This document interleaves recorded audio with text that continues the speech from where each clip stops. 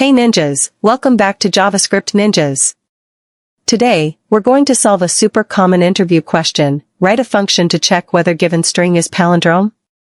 So first, what's a palindrome? A palindrome is a word, phrase, or number that reads the same forward and backward. For example, madam, same backward. Race car, same backward. But hello, not the same backward. Alright, let's jump into the code.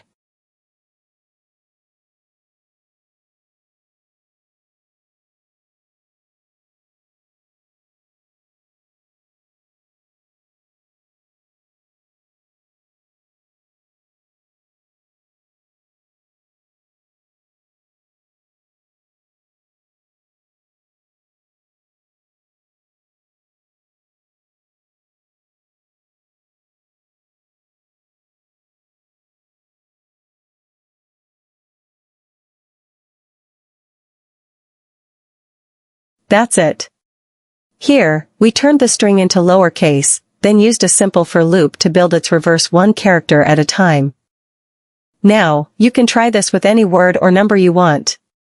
And make sure to practice it right here on JavaScript Ninjas, because the more you try these questions yourself, the better your logic and confidence will get. Until next time, keep coding, ninjas.